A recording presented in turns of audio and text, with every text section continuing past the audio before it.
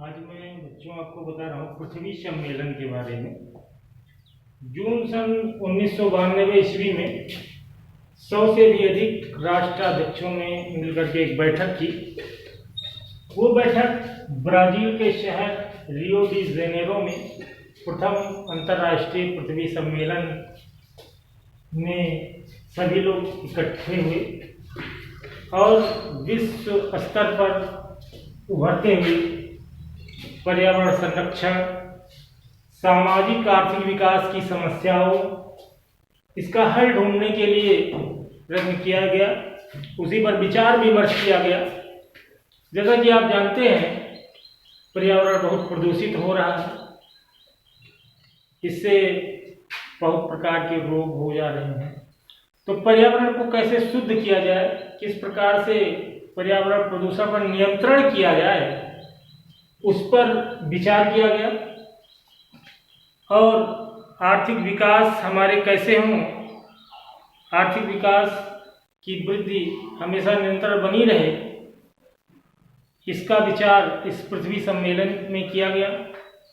तो यह सम्मेलन इसीलिए सन 1992 ईस्वी में ब्राजील देश में 100 से भी अधिक राष्ट्राध्यक्षों ने मिलकर के इसके बारे में इस पर गहन चर्चा की और ये चर्चा किया कि पर्यावरण में प्रदूषण न हो और सामाजिक आर्थिक विकास हमारा चलता रहे।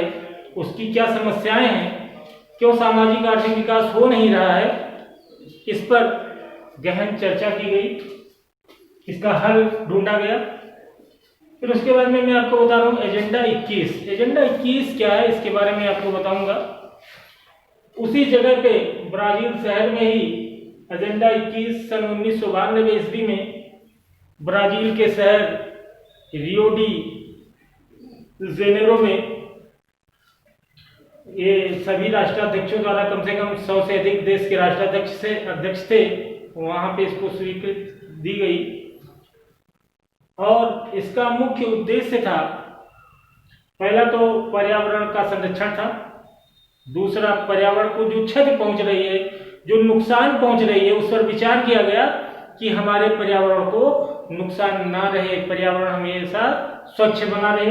दूसरी चीज ये निर्णय लिया गया कि सभी देश मिलकर के, जितने देश उनमें सम्मिलित हुए थे या और देश सम्मिलित होना चाहें, वह सभी मिलकर के उनके सहयोग से जो धन लगाना चाहें, जो सारे देश मिलकर के सारे लोग धन लगा के गरीबी को जड़ से खत्म करें।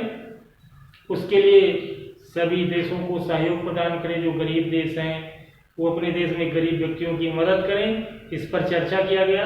दूसरी चीज, जो रोग फैलते हैं उनके टीकाकरण के बारे में, कि सभी देश मिलकर के धन इकट्ठा करके टीकाकरण कराएं उनका, जिससे वो रोग दूर हो सके या निःशुल्क दवाइयाँ वितरण किया जा सके।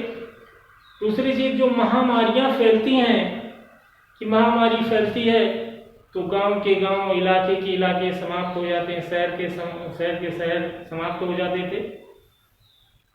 आज भी कभी कभी फैलती है ऐसी महामारी। तो इस पर विचार किया गया कि ये महामारी ना फैलने पाए, इस पर कोई टीका बनवाया जाए, उसका अंदेशा होते ही सबको सतर्क कर दिया जाए।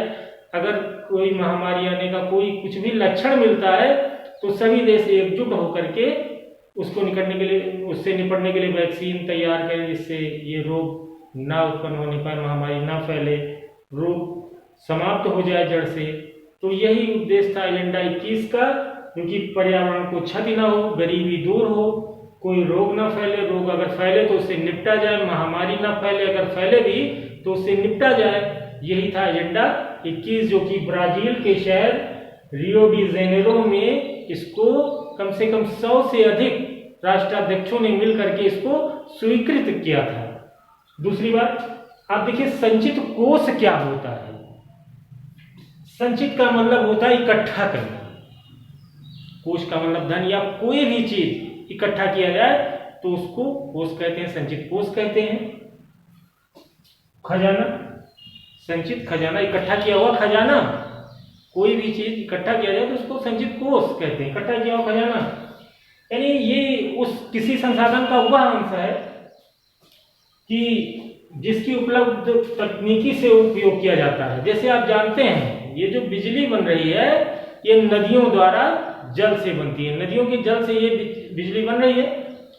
तो इसलिए नदियों के जल को इकट्ठा किया जाना चाहिए, उसको बर्बाद नहीं होने देना चाहिए, क्योंकि ये जल बहुत महत्वपूर्ण और उपयोगी है हमारे लिए। जिस प्रकार से वनों की भी यही स्थिति है, वनों से क्या होता है, इमारती लकड़ियां, पर्यावरण की शुद्धता, पर्यावरण स्वच्छ होता है, वर्षा होती है अगर पर्यावरण शुद्ध होता है तो इसलिए वन भी उपयोगी हैं। धीरे धीरे प्राय आप देख रहे हैं कि वन नष्ट हो जा रहे हैं, जलों का इस्तेमाल सही तरीके नहीं हो रहा है, जल को लोग प्रदूषित करते जा रहे हैं। तो ये हमारे लिए ये उपयोगी बात है, ये महत्वपूर्ण जानकारी का तथ्य है कि हमें नदी का जल तथा वन ये संचित करने की आवश्यकता है। वन कट जाएंगे तो पर्यावरण शुद्ध हो जाएगा, नदी के जल को भी रोकने की आवश्यकता है क्योंकि इससे बिजली बनती है, अनेकों कार्य होते हैं, सिंचाई भी होती है। तो इसलिए ये संचित कोष है, इसको हमें संचित करने की आवश्यकता है। वन और नदी ये हमारे महत्वपूर्ण संचित कोष हैं।